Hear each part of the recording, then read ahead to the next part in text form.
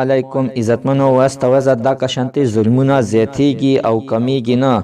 حکومت ته پکار دی چې د داسې خلکو مخنیوی وکړي چې دغه شانتي په پیښور کې یو ماشوم یې ډېر سخت بې درده سره کتر کړی دی. عزتمنو زموږ دا ویډیو د ساعت تر اخره پورې وګورئ چې تاسو ته پوره معلومات در ورسیږي. د دې معلومات نه مخکې زه تاسو ته دا یادګینو کوم تاسو کو چې زموږ په دې چینل کې نوي وئ حتما داسې زموږ همدا چینل د سره سبسکرایب کړئ، خوا کې سره د ټلۍ نشان ووهئ چې هره یوه نوې معلوماتي ویډیو تاسو ته په اسانۍ باندې در ورسیږي. چې زیرلا خلکو چې دا یو یتیم او په یو دکان کې به یې کار کولو، دغه شانتې خپلو نیکانو ډوډۍ پسې ولېږلو چې د غرمې یوه نیمه بجه ده. ده فکر وکړو چې یعنې زه به د کرایانو په ګاډو کې به سله بزم، راشه د مشر ورور رشخه مې ولاړه ده، دا به بوزم او په دې کې به سمدستي زر ته زره به لاړ شم او زر به راشم، ځکه چې ستړی یم مزه رانه نه کېږي. یعنې کرایانو په ګاډو کې لاړ شم، دا مې خپله رشخه ده، په دې کې به یوه منډه ووهم او زر به را واپس پشم. خو ورور ورته وویلې چې یعنې یا ورکیه دا ګاډی مې خراب دی، د دې بېرنګان مات دي. خو هغه د خپل د ورور خبره ونه منله او لاړې روان شولو. چې روان شولو په لار کې ورسره موټرسایکل والا جنګ جګړه وکړله، خو ده بیا هغه ځای کې د مقامي کسانو هغوی خلاص او دا روان شو. موټرسایکل والا هم سمدستي د پسې روان شو، د ده مخه یې ونیوله. د ده مخه یې ونیوله، هلته ورسره بیا جنګ جګړه وکړه. ده په چې شاته کوم یو کس ناست و، هغه سره تمانچه وه، تمانچه یې راویسته او سمدستي یې په سر باندې ویشته او خلک یې ځای په ځای باندې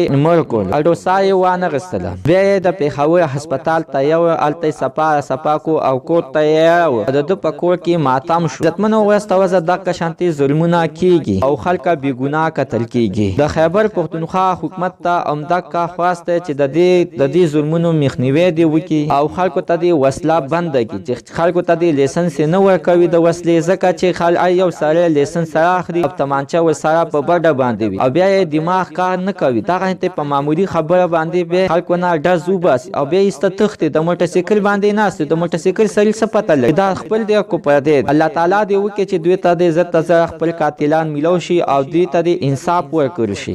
نوالو زموږ نننۍ معلومات ته د دې پورې د نوي معلومات لپاره د سره زموږ عمده چینل د سره سبسکرایب کړئ، خوا کې سره د ټلۍ نشان ووهئ. هره یوه نوې معلوماتي ویډیو تاسو ته په اسانۍ باندې در ورسي.